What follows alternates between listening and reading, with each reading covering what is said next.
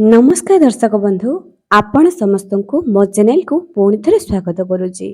दर्शक बंधु आपण मैंने जानिले आश्चर्य हेबे जे आमे आम दैनंदिन जीवन में जो कार्य करमिति किछि काम हो जाए जहा द्वारा कि आमे जानी सुनी दरिद्रता को आम घर को निमंत्रण करिथाउ। एही वीडियो सुनिला परे आपणकर लोम टांकुरी उठिबो।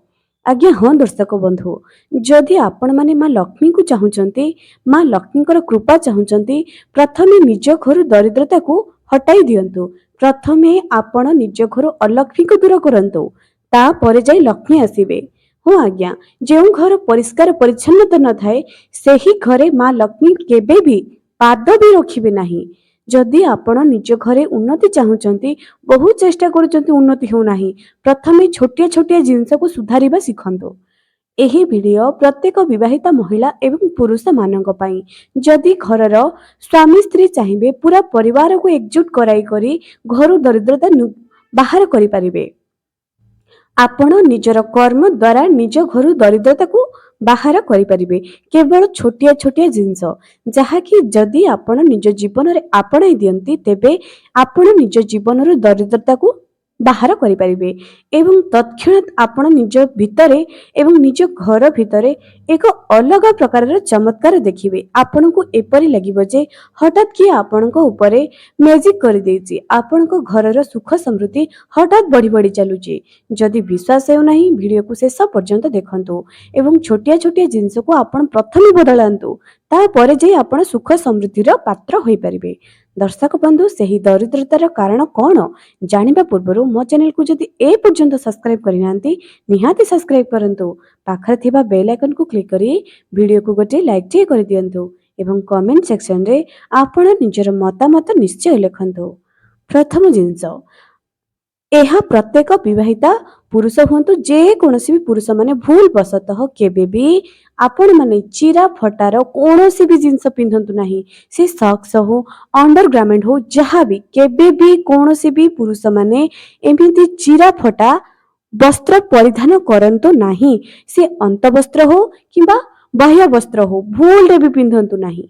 एहा को फिंगी दियंतु किंबा आपण नुआ पिंधंतु किंबा सिलाई करी पिंधंतु, भूल रे भी पिंधंतु नाही। प्रत्येक पुरुष माने एही भूल करिथांती। द्वितीय रे झाड़ू करूचंती, झाड़ू करि सारिबा परे किछि महिला मानकर एपरि अभ्यास थाए, झाड़ू करि सारिबा परे महिला मानकु घरर गोटे जगार ही सेमिति लाते की कणे की रखि दियंती। अर्थात सेठु बाहर करी डस्टबिन रे पकांती नहीं किंबा गोटे पॉलिथिन रे रखंती नहीं, सेमती पकाई दियंती, सेही पाखरे ही झाड़ू को रखि दियंती।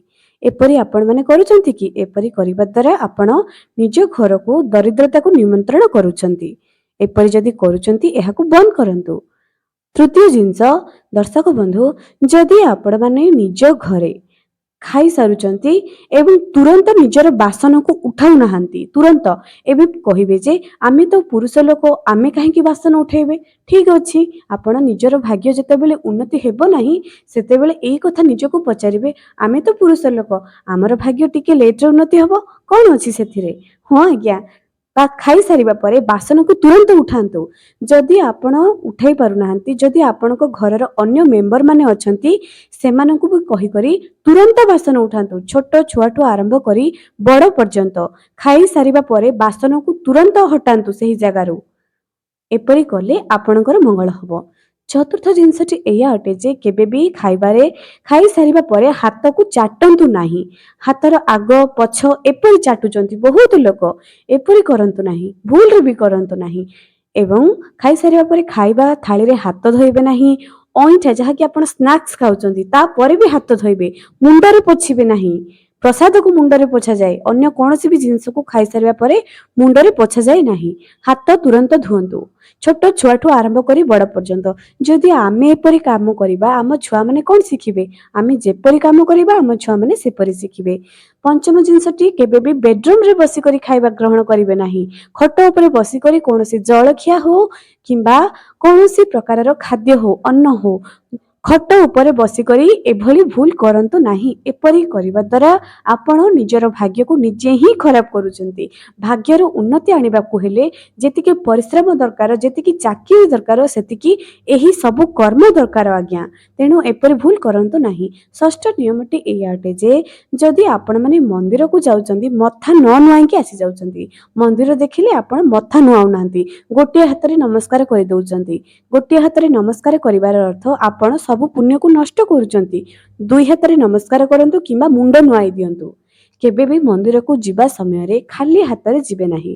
ଆପଣ କ'ଣ କରିବେ, ପଡ଼ୋଶୀ ଘରେ ଯାଉଛନ୍ତି କିମ୍ବା ନିଜ ମା ବାପା କାହା ସାଙ୍ଗରେ ବି ମନ୍ଦିର ଚାଲିଗଲେ, ସାଙ୍ଗରେ କିଛି ନ ନେଇକି ଚାଲିଗଲେ, ଏପରି କରିବେ ନାହିଁ ଆଜ୍ଞା। କିଛି ନ ନେଲେ ବି ଗୋଟିଏ ଦୀପ ନହେଲେ କିଛି ଫୁଲ ନେଇଯାଆନ୍ତୁ, କିନ୍ତୁ କେବେ ବି ଖାଲି ହାତରେ ମନ୍ଦିର ଯାଆନ୍ତୁ ନାହିଁ। ଏପରି କରିବା ଦ୍ୱାରା ଭାଗ୍ୟ ଖରାପ ହେବା ପାଇଁ ଲାଗିଥାଏ। ସପ୍ତମ ନିୟମଟି ଏଇଆ ଅଟେ ଯେ ଗାଧୋଇ ସାରିବା ପରେ ନିଜ ବାଥରୁମରେ କୌଣସି ବି ବ୍ୟକ୍ତି ଓଦା ବସ୍ତ୍ରକୁ ରଖନ୍ତୁ ନାହିଁ। ଏପରି କରିବା ଦ୍ୱାରା ଘରେ ଅମଙ୍ଗଳ ଏବଂ ଅଲକ୍ଷ୍ମୀ ଆସିଥାଏ। ତେଣୁ ଗାଧୋଇ ସାରିବା ପରେ ସେହି ବସ୍ତ୍ରକୁ ତୁରନ୍ତ ଶୁଖାଇ ଦିଅନ୍ତୁ। ଅଷ୍ଟମ ନିୟମଟି ଏଇଆ ଅଟେ ଯେ ଘରେ ଯଦି ଲାଲ ପିମ୍ପୁଡ଼ି ଏବଂ ମୂଷା ବାରମ୍ବାର ପରିଶାନ କରୁଛି, ବାରମ୍ବାର ଆପଣଙ୍କୁ ଖାଦ୍ୟ ଖାଇଦେଉଛି, ଆପଣଙ୍କ ଘରୁ ବାହାରୁଛି, ଚେଷ୍ଟା କରନ୍ତୁ ଏହି ସବୁ ଜିନିଷକୁ ନିଜ ଘରୁ ହଟାଇବା ପାଇଁ। ମୂଷା ନ ଆସିବାର ଉପାୟ କରନ୍ତୁ, ପିମ୍ପୁଡ଼ି ନ ଆସିବାର ଉପାୟ କରନ୍ତୁ। ଲାଲ ପିମ୍ପୁଡ଼ି ବାହାରିଲେ ଘରେ ବହୁତ ଅଶୁଭ ହୋଇଥାଏ ଏବଂ ଯଦି ଆପଣଙ୍କୁ ମୂଷା ବାରମ୍ବାର ଆପଣଙ୍କୁ ବିଜାର କରୁଛି, ତାହେଲେ ଜାଣନ୍ତୁ ଆପଣଙ୍କ ଘରକୁ ଦରିଦ୍ରତା ଆସିବା ପାଇଁ ଚାହୁଁଛି। ଏହାକୁ ତୁରନ୍ତ ହଟାଇ ଦିଅନ୍ତୁ। ଅଷ୍ଟମ ନିୟମଟି ଏଇଆ ଅଟେ ଯେ ଘରକୁ ଅତିଥି ଆସିଲେ ଅନାଦର କରନ୍ତୁ ନାହିଁ କିମ୍ବା ଘରକୁ ଅତିଥି ଆସିଲେ ଆପଣମାନେ ଦୁଃଖୀ ହୁଅନ୍ତୁ ନାହିଁ। ଏପରି ହେବା ଦ୍ୱାରା ମା ଲକ୍ଷ୍ମୀ ସେହି ମହିଳା ସେହି ଘର ଉପରେ ଅସନ୍ତୋଷ ହୁଅନ୍ତି। ଯେଉଁ ଘରକୁ ଲୋକମାନେ ଯିବା ଆସିବା କରିଥାନ୍ତି, ସେହି ଘରର ସମୃଦ୍ଧି ବଢ଼ିଥାଏ, କେବେ ବି କମ୍ ନଥାଏ। ସେହି ଘରର ଭାତ ହାଣ୍ଡି କେବେ ବି ଶୁଖି ନଥାଏ। ଯେଉଁ କୂଅରୁ ପାଣି ସମସ୍ତେ ପିଅନ୍ତି, ସେହି କୂଅ କେବେ ବି ଖାଲି ହୁଏ ନାହିଁ। ଅର୍ଥାତ୍ ଆପଣମାନେ କେବେ ବି ଏମିତି ଘରକୁ ଲୋକ ଆସିବା ଦ୍ୱାରା ଆପଣମାନେ ଦୁଃଖୀ ହୁଅନ୍ତୁ ନାହିଁ। କିଛି ନହେଲେ ବି ଚା କପ୍ଟେ ପାଣି ଗ୍ଲାସଟେ ବି ଦେଇ ଦିଅନ୍ତୁ କିମ୍ବା କେବେ ବି ଏହି ଭୁଲ କରନ୍ତୁ ନାହିଁ। ନବମ ନିୟମଟି ଏଇଆ ଅଟେ ଯେ ଭିକାରୀକୁ କେବେ ବି ଖାଲି ହାତରେ ନିଜ ଦାଣ୍ଡ ଦୁଆରରୁ ଫେରାଇବେ ନାହିଁ। କିଛି ନହେଲେ ବି ମୁଠାଏ ଚାଉଳ ଦେଇଦେବେ, ଗୋଟିଏ ଟଙ୍କା ଦେଇଦେବେ ଏବଂ କହିବେ ଯେ ମୋର ଏତିକି ହିଁ ସମ୍ବଳ ଅଛି।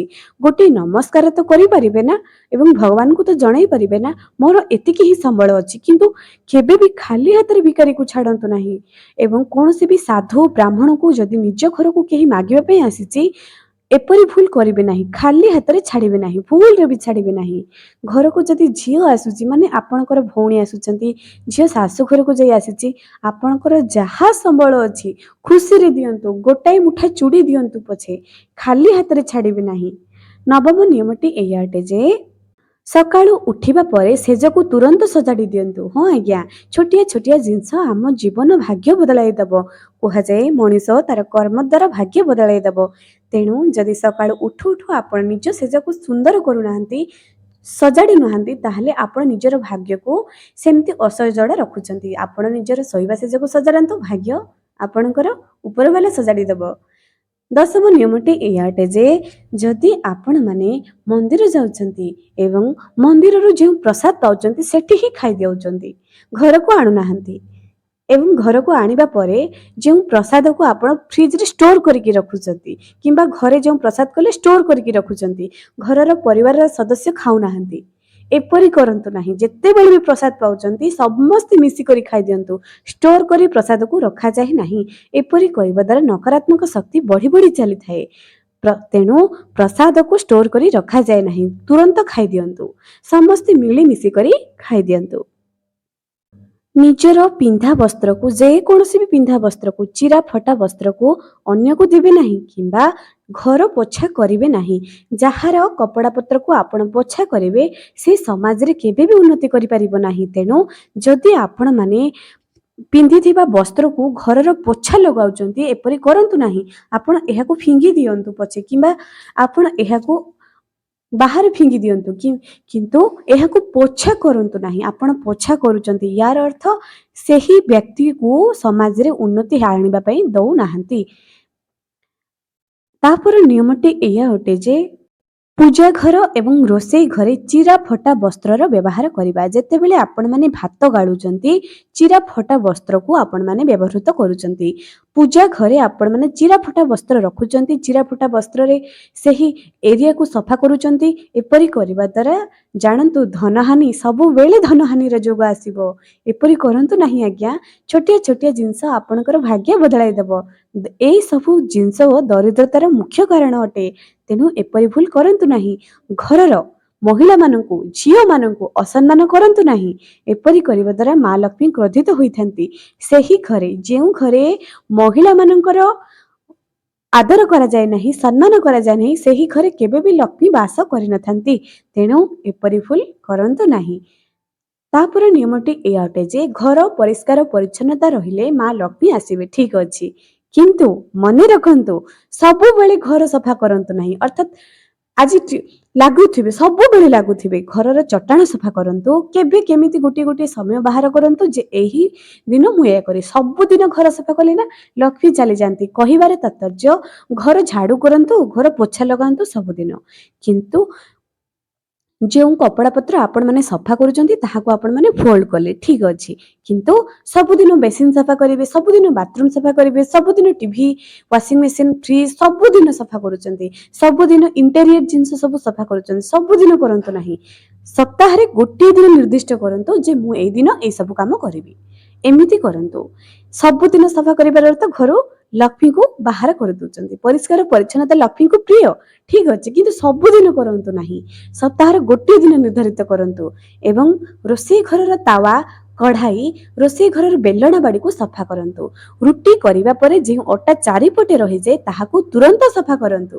ରୋଷେଇ ଘରର ଡବା, ଯାହା ଆପଣମାନେ ନିଜର ରାସନ ସାମାନକୁ ଷ୍ଟୋର କରି ରଖୁଛନ୍ତି, ସେ ସବୁକୁ ବି ସଫା କରନ୍ତୁ। ଛୋଟିଆ ଛୋଟିଆ ଜିନିଷ ଆପଣଙ୍କ ଦରିଦ୍ରତାକୁ ନିମନ୍ତ୍ରଣ କରିଥାଏ। କର୍ମ ଦ୍ୱାରା ନିଜର ଭାଗ୍ୟ ବଦଳାନ୍ତୁ। ହଁ ଆଜ୍ଞା, ଏହି କାମ ଆପଣମାନେ କରିବା ପରେ ଆପଣମାନେ ନିଜେ ଦେଖିବେ ଆପଣଙ୍କର ଭାଗ୍ୟର ଉନ୍ନତି ଆସୁଛି କି ନାହିଁ। ଏବଂ ନିଜେ ସଫାସୁତୁରା ରୁହନ୍ତୁ। ନିଜେ ଚିରାଫଟା ବସ୍ତ୍ର ପିନ୍ଧିବା ବନ୍ଦ କରନ୍ତୁ। ଅନ୍ୟର ବସ୍ତ୍ର ପିନ୍ଧନ୍ତୁ ନାହିଁ, ଅନ୍ୟକୁ ନିଜ ବସ୍ତ୍ର ଦିଅନ୍ତୁ ନାହିଁ। ଏପରି କରନ୍ତୁ, ଦେଖିବେ ଆପଣ ଅଳ୍ପ ଦିନରେ ନିଜ ଭାଗ୍ୟରେ ସୁଧାର ଆଣିଦେବେ।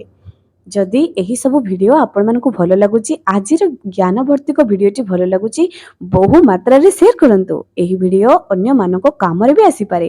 ତା ସହିତ ରାତ୍ରି ସମୟରେ ବାହାରେ କେବେ ବି ଓଦା କପଡ଼ାକୁ ଶୁଖାନ୍ତୁ ନାହିଁ। ବାଲକୋନିରେ କିମ୍ବା ଛାତ ଉପରେ ରାତି ସାରା କପଡ଼ାକୁ ଶୁଖାନ୍ତୁ ନାହିଁ। ଏହା ବି ଦରିଦ୍ରତାର ଏକ ମୁଖ୍ୟ କାରଣ ଅଟେ। ଆଜି ପାଇଁ ରହିଲି, ପୁଣି ଦେଖା ହେବ ଆଗାମୀ ଏକ ସୁନ୍ଦର ଭିଡ଼ିଓରେ।